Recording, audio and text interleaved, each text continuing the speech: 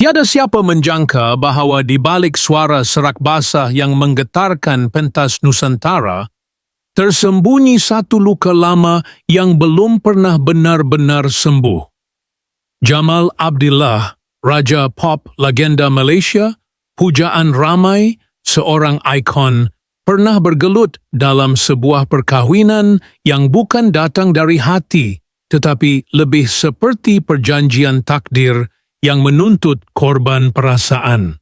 Fatimatu Zahra Abdul Samad, wanita yang sah bergelar istrinya ketika itu, bukanlah seseorang yang benar-benar dipilih oleh Jamal untuk menjadi teman hidup sejiwa. Mungkin pada awalnya ada percikan harapan, mungkin juga ada rasa ingin mencuba. Tetapi jauh di dalam hati Jamal, sesuatu tidak pernah tenang. Sebuah bisikan kecil di dalam jiwa seolah berkata, ini bukan cinta yang aku cari. Perkawinan itu, walaupun sah di mata agama dan masyarakat, menjadi penjara senyap buat seorang lelaki yang sudah terlalu lama bertarung dengan kesunyian dalam dirinya. Ketika orang ramai menyanyikan lagu-lagunya dan menepuk tangan setiap kali dia melangkah ke pentas, dia sendiri tahu, di balik setiap bait lagu cinta yang dilantunkan, ada kepedihan yang cuba dia sembunyikan. Jamal, yang pernah bergelut dengan ketagihan dan masa silam yang kelam, merasakan perkahwinan itu seolah satu lagi episod hidup yang tidak membenarkan dia bernafas. Dan akhirnya, dia melepaskan. Bukan kerana benci, bukan juga kerana kecewa semata, tetapi kerana dia ingin memberi ruang kepada jiwanya untuk sembuh. Kerana kadangkala, berpisah itu bukan tanda kalah, tapi satu langkah berani untuk melindungi sisa-sisa hati yang masih hidup. Keputusan untuk bercerai dengan Fatimatu Zahra bukanlah sesuatu yang mudah. Ia umpama memotong akar pohon yang sudah lama tumbuh, tetapi tidak pernah berbunga. Tahun-tahun berlalu, nama Jamal masih terus mekar dalam industri, namun kehidupan peribadinya dibiarkan jauh dari lensa kamera. Hanya sedikit yang tahu, malam-malamnya masih sunyi, walau dikelilingi musik dan cahaya pentas. Hatinya masih mencari. Mencari seseorang yang bukan sekadar menemaninya sebagai istri, tetapi menjadi pelindung, menjadi cahaya dalam dunia yang sering kelam. Dia tidak mencari kemewahan. Dia tidak mendambakan kecantikan yang dipuja ramai. Yang dia cari hanyalah damai. Dan kemudian hadirnya Zai Izzati Khairuddin. Wanita yang tidak datang dalam bentuk letupan besar, tetapi perlahan-lahan meresap ke dalam hidup Jamal seperti angin lembut yang menyentuh wajah di pagi hari. Tidak ramai tahu bagaimana mereka bertemu. Ada yang mengatakan ia satu pertemuan biasa. Ada juga yang menyebut ia umpama takdir yang telah ditulis lama dahulu. Namun apa yang pasti, untuk pertama kali setelah sekian lama, Jamal merasa seperti dirinya dilihat sebagai manusia, bukan hanya seorang bintang. Datin Zai Izzati bukan wanita biasa. Beliau membawa bersamanya kelembutan yang tidak dibuat-buat dan kekuatan yang tidak ditunjuk dengan suara. Dia tidak cuba mengubah Jamal, tidak memaksa dia menjadi orang lain, tetapi menerima seluruh dirinya, baik luka, silam, mahupun bintang yang bersinar itu. Dalam diam, dia menjadi pelindung kepada seorang lelaki yang selama ini sering melindungi semua orang kecuali dirinya sendiri. Dan dari cinta itu, lahirlah seorang cahaya kecil, seorang anak yang tidak hanya menjadi simbol kasih sayang mereka, tetapi juga menjadi penawar kepada segala luka lama. Malam-malam Jamal kini tidak lagi sunyi seperti dulu. Setiap detik bersama keluarga kecilnya terasa seperti penggalan lagu baru yang belum selesai ditulis. Namun, bukan semuanya indah. Bayang-bayang masa lalu kadangkala masih mengintai. Soalan demi soalan dari media, mata-mata yang memandang, desas-desus yang tidak pernah padam. Tapi kini, Jamal tidak lagi goyah. Kerana buat pertama kalinya, dia tahu siapa yang berdiri di sisinya. Namun, yang paling menarik bukanlah soal percintaan atau rumah tangga semata. Ada satu detik, satu malam yang menandakan perubahan besar. Ia berlaku di belakang pentas satu konsert tertutup, jauh dari sorotan lampu, di sebuah dewan kecil di luar kota. Malam itu, selepas menyanyikan lagu Kekasih Awal dan Akhir dengan penuh perasaan, Jamal memandang ke arah Zai Izzati yang duduk diam di barisan penonton. Pandangan mereka bertaut, dan sesuatu dalam diri Jamal berubah. Ada air mata yang tumpah, bukan kerana sedih, tetapi kerana akhirnya dia merasa selamat. Namun malam itu juga, satu keputusan besar terbentuk dalam dirinya. Sesuatu yang belum dikongsikan kepada sesiapa. Sebuah janji diam-diam yang akan mengubah hidup mereka selamanya. Malam itu masih terus berdetak dalam ingatan Jamal Abdillah, meskipun waktu telah mengalir jauh darinya. Segalanya terasa seperti filem perlahan, lampu malap di belakang pentas, bau peluh dan parfum yang tercampur dalam udara, suara tepukan yang perlahan pudar dari dewan utama, dan suara tumit kasut Datin Zai Izzati yang menghampiri dari lorong sisi. Tapi bukan bunyi itu yang membuat jantung Jamal bergetar. Ia adalah cara Zai memandangnya. Seolah-olah dia melihat lelaki itu tanpa segala bintang dan gelaran. Hanya Jamal, lelaki biasa yang lelah, tetapi masih ingin mencinta. Dia duduk di tepi sofa panjang usang yang sudah bertahun tidak diganti di ruang rehat belakang pentas.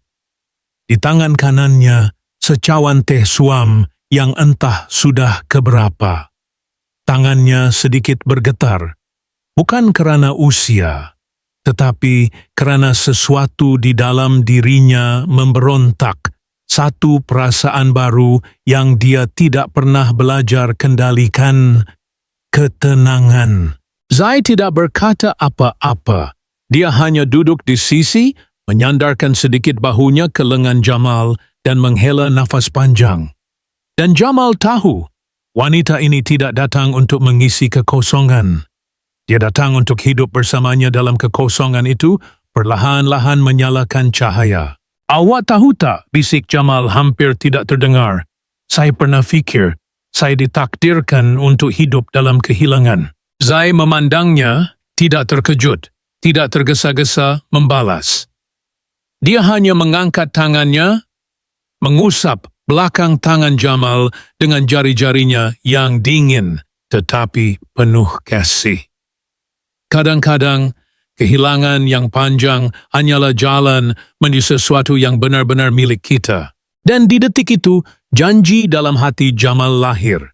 Bukan janji yang besar seperti membina istana atau memberi dunia, tapi janji untuk bertahan, untuk tidak lari lagi dari cinta yang sebenar. Untuk mencuba, meskipun dia tidak pernah belajar bagaimana menjadi seorang suami yang baik. Untuk membuka pintu masa depan, walaupun silamnya berserakan di lantai kenangan.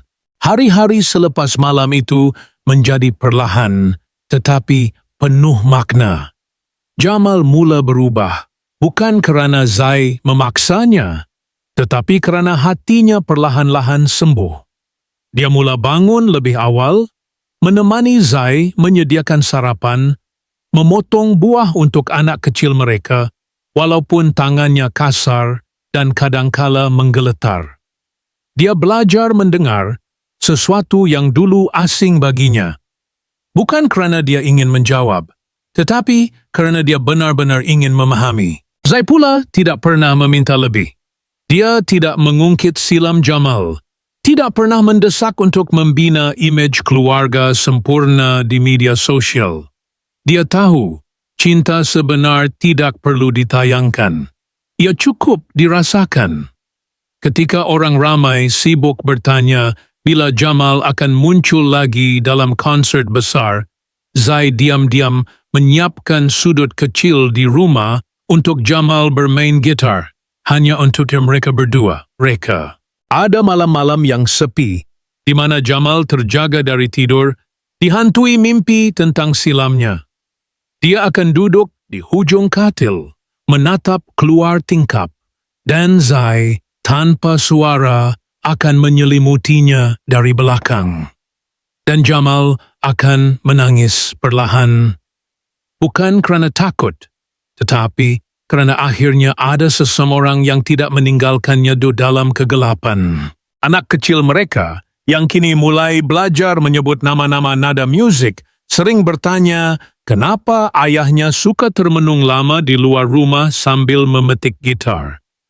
Dan Zai akan menjawab dengan senyuman. Kerana ayah kamu sedang mengingati sesuatu yang pernah hilang dan mencari cara untuk tidak kehilangannya lagi. Satu hari, ketika mentari senja memancar masuk melalui tingkap rumah kecil mereka di pinggir kota, Jamal duduk bersila di atas lantai, menggosok pergelangan tangannya yang semakin lemah.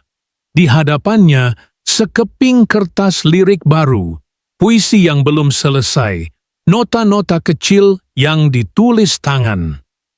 Zai datang membawakan teh, duduk di sisi, lalu bertanya dengan nada usikan, lagu baru ke tu?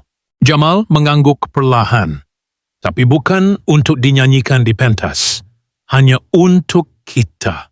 Dan Zai hanya tersenyum, kerana dia tahu, lelaki di hadapannya ini bukan lagi bintang yang cuba bersinar untuk dunia, tetapi bintang yang kini bersinar dalam dunia kecil yang mereka cipta bersama.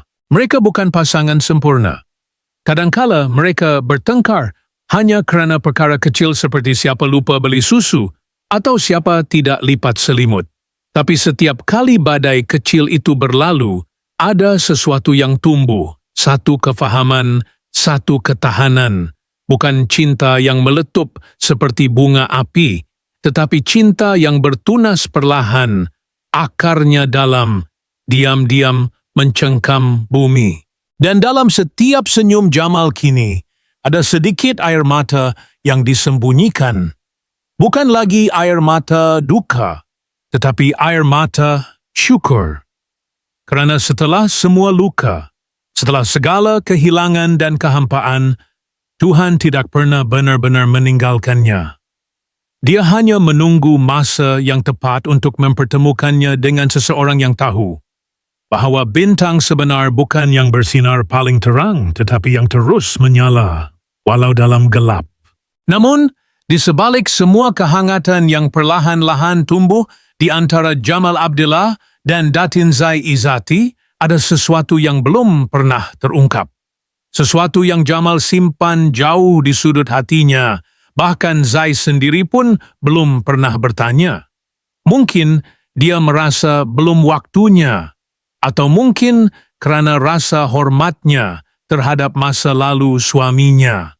Tapi malam-malam tertentu, ketika angin menderu lewat jendela, dan Jamal termenung lebih lama dari biasa di hadapan jendela kayu tua rumah mereka, Zai tahu ada sesuatu yang sedang dipendam, sebuah cerita yang belum selesai.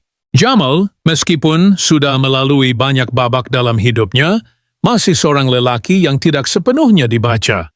Ada riak wajah yang hanya muncul sesaat ketika dia melihat ke arah potret lama di sudut ruang tamu, potret hitam putih yang hampir kabur, tergantung sengat sedikit, bergambar seorang wanita muda dalam senyuman yang seolah-olah tahu terlalu banyak.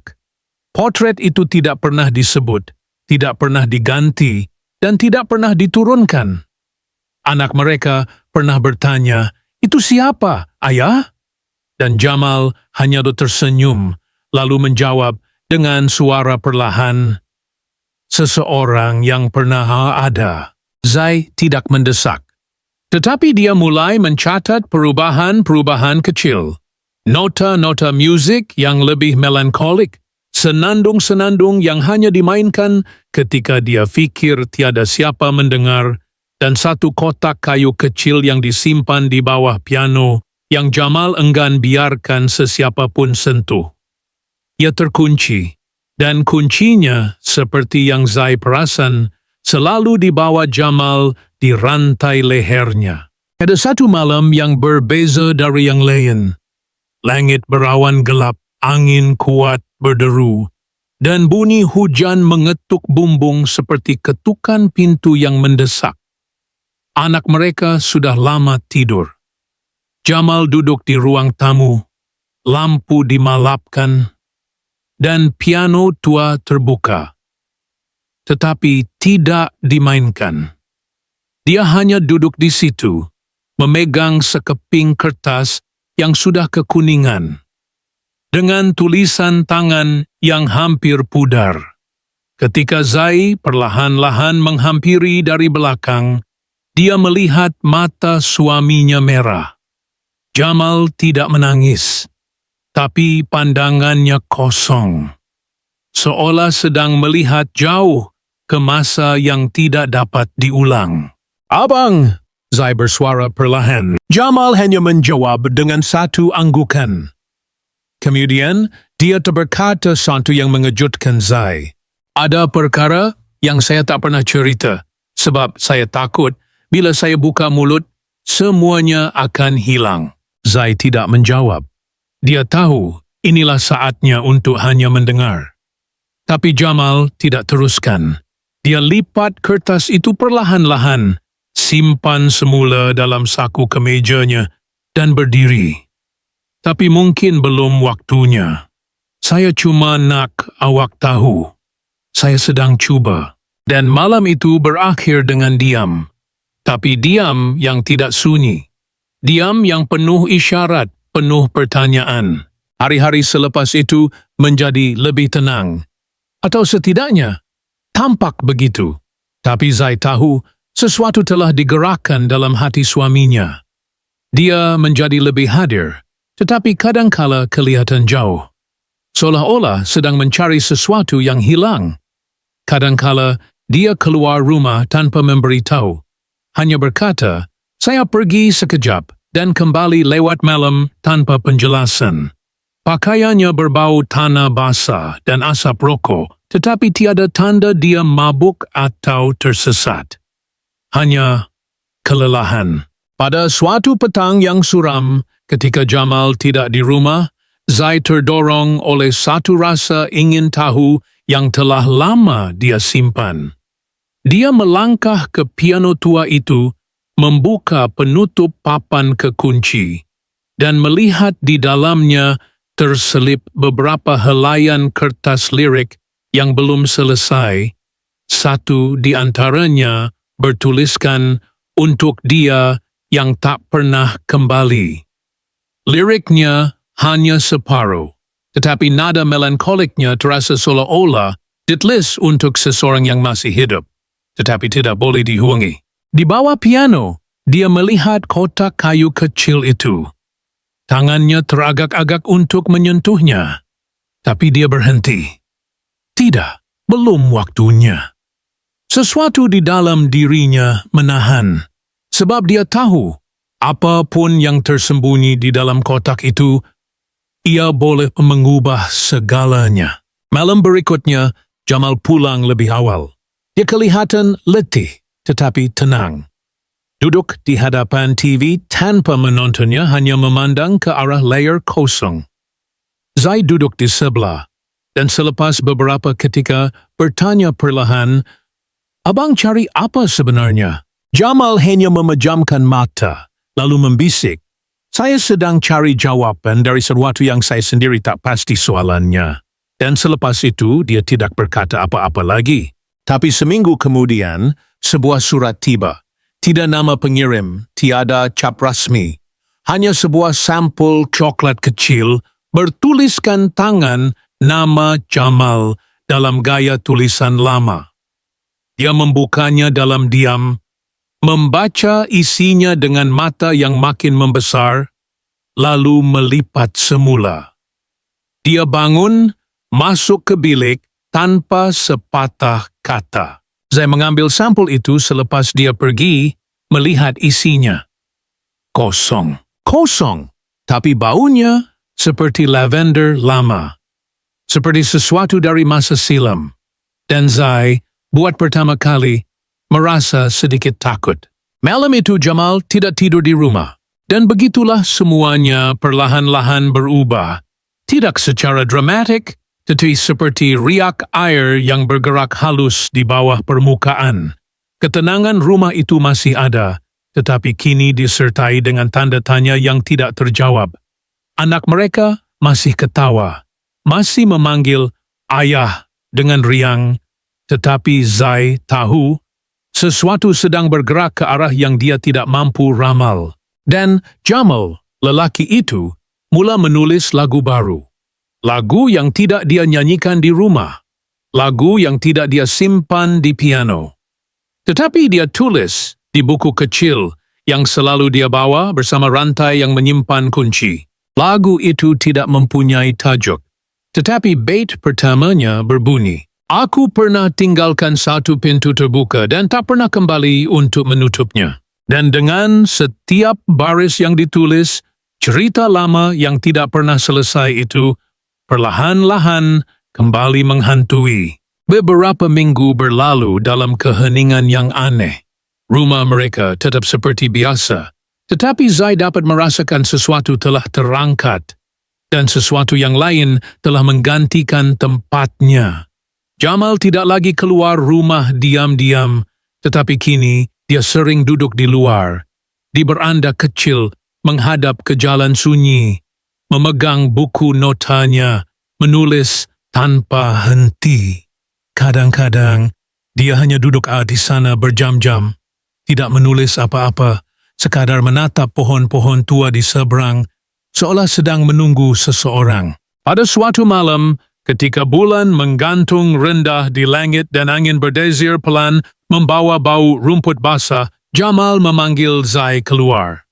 Suaranya perlahan, seperti seseorang yang memanggil dari jauh walaupun dia berdiri hanya beberapa langkah dari pintu.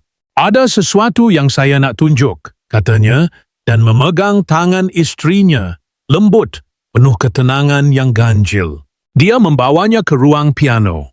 Di situ, kotak kayu yang selama ini menjadi misteri kini terletak di atas piano. Terbuka. Di dalamnya, bukan barang kemas, bukan surat cinta, bukan gambar lama, hanya ada satu rekod vinil tua. Labelnya telah lusuh, dan satu cebisan kain putih dengan benang emas di tepinya. Zai memandangnya, tetapi tidak menyentuh. Dia tahu, ini bukan saat untuk bertanya. Dia hanya menunggu. Jamal mengangkat rekod itu, perlahan-lahan meletakkannya di atas turntable yang lama tidak digunakan, membersihkan permukaannya, dan mula memutarnya. Bunyi letupan kecil dari jarum memecah kesunyian, diikuti oleh suara piano klasik yang perlahan-lahan membanjiri ruang, bukan lagu pop. Bukan melodi yang pernah dimainkan Jamal di mana-mana konsert. Ini sesuatu yang lain, sesuatu yang bersifat pribadi. Dan ketika suara seorang wanita mula menyanyi, suara yang dalam, penuh emosi, tidak sempurna tetapi benar, Zai hanya memandang suaminya. Dia tidak bertanya, tetapi hatinya mula menghubungkan sesuatu. Suara itu bukan dari zaman sekarang. Ia milik seseorang yang pernah ada sebelum dirinya. Mungkin seorang yang meninggalkan lubang dalam hidup Jamal. Bukan kerana dia pergi, tetapi kerana dia tidak pernah benar-benar datang kembali. Jamal tidak menjelaskan siapa penyanyi itu. Dia hanya memejam mata, seolah sedang bercakap dengan masa lalu melalui musik. Dan ketika lagu itu berakhir, dia bangkit dan menutup kotak itu semula. Mengunci. Kemudian, dia menanggalkan rantai dari lehernya, menyerahkan kunci kepada Zai, dan berkata, "Kalau satu hari nanti saya tak sempat bercerita, awak simpan ini." Zai memegang kunci itu dalam diam. Itu rasa berat, lebih berat daripada emas atau perak, seperti mengandungi kaisar yang terlalu besar untuk dibicarakan dalam satu malam. Selepas itu, Jamal menjadi lebih tenang, tetapi juga lebih jauh. Dia tetap hadir dalam setiap makan malam, tetap tersenyum ketika anak mereka membuat lawak, tetap memainkan gitar kecil ketika Zai memasak. Tapi ada ruang kosong dalam dirinya yang seperti makin luas, seperti dia sedang perlahan-lahan melangkah ke suatu tempat yang hanya dia tahu jalannya. Dan kemudian, pada suatu pagi yang mendung, Zai bangun dan tidak menemui Jamal di sisi. Sepasang seliparnya masih di tepi pintu. Gitarnya masih bersandar di dinding. Buku notanya masih terbuka di meja. Tetapi dia tidak ada. Tiada nota, tiada pesanan, tiada tanda-tanda perpisahan. Hanya ketiadaan. Dia menunggu. Sehari, 2 hari, seminggu. Dia melaporkan ke polis, tetapi tidak ada jejak. Tiada kamera yang merakam kepergiannya. Tiada saksi yang melihat apa-apa. Seolah-olah dia menghilang ke dalam angin, seperti baris terakhir dalam sebuah lagu yang tidak sempat ditulis. Zai mula membuka kembali lirik-lirik lama Jamal. Setiap bait, setiap nota yang dikerat, dibaca semula. Dicari makna yang mungkin tersembunyi. Dia mula menyusun semula rekod-rekod yang Jamal simpan selama ini, mencari petunjuk. Tetapi semuanya hanya membawa kepada lebih banyak pertanyaan. Ada nama-nama yang tidak dikenal. Ada tarikh yang tidak berkaitan dengan apa-apa yang dia tahu. Dan di antara semuanya, ada satu helaian kertas kecil tersisip di bawah rak bertuliskan hanya satu ayat. Setengah orang tidak hilang. Mereka hanya pergi ke tempat di mana mereka boleh didengar tanpa dijawab. Zai menyimpannya. Tidak menangis, tidak meraung, hanya diam. Anak mereka bertanya, "Ayah ke mana?" Zai menjawab dengan senyuman kecil, "Ayah sedang tulis lagu di tempat lain." Dan hidup terus berjalan. Rumah itu tetap berdiri. Piano tetap berdenting sekali-sekala. Anak mereka semakin membesar. Mula belajar notasi musik. Mula bertanya tentang masa lalu. Dan Zai, kadang-kadang, duduk di beranda dengan kunci kecil yang tergantung di lehernya, memandang ke jalan yang sama, jalan sunyi yang Jamal suka tatap, dan bertanya dalam hati, adakah dia akan pulang? Atau adakah dia pernah benar-benar pergi? Kadang-kadang, ketika malam terlalu senyap, dia mendengar suara pintu kayu berderit, walau tidak ada siapa di sana. Kadang-kadang, dia terjaga dan mendengar lagu yang dimainkan perlahan di piano, walau tidak ada tangan yang menyentuhnya. Dan kadang-kadang, hanya kadang-kadang, dia merasakan orang sedang duduk di sebelahnya, memerhati bulan diam-diam menemani tanpa suara. Tiada penutup, tiada jawaban, hanya lagu yang masih belum habis dimainkan.